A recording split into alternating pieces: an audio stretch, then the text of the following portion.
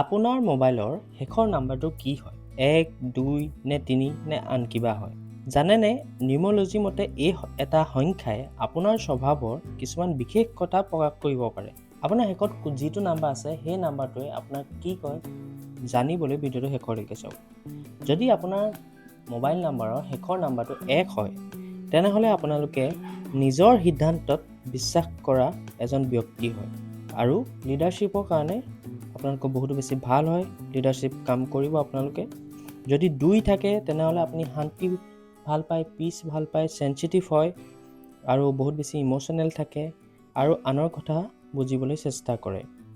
3 হ'লে মানুহক এডভাইচ দি খুব ভাল পাব, কথা ক'বলৈ ভাল পায়, ক্ৰিয়েটিভ হয় আৰু চিয়াৰফুল হয়।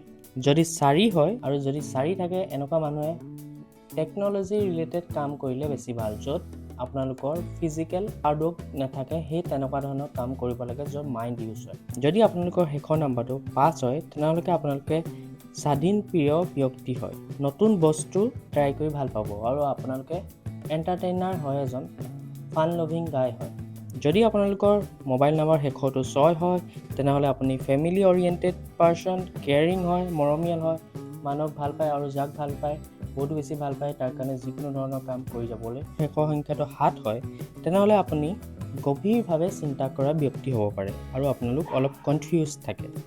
স্পিৰিচুৱেলিটিত জড়িত হোৱা নাই, স্পিৰিচুৱেলিটিত ইণ্টাৰেষ্ট বহাওক আৰু স্পিৰিচুৱেলিটি কাম কৰিবলৈ ষ্টাৰ্ট কৰক, মেডিটেশ্যন কৰক।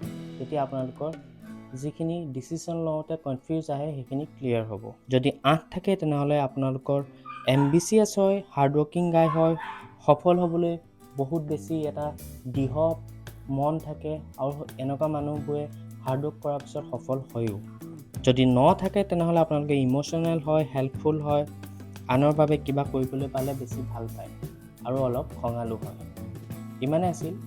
আৰু এনেকুৱা ধৰণৰ নিউমৰলজি টপিক কি বিচাৰে কমেণ্টত জনাব আৰু ভিডিঅ'টো লাইক এটা কৰি দিব। আজিলৈ ধন্যবাদ।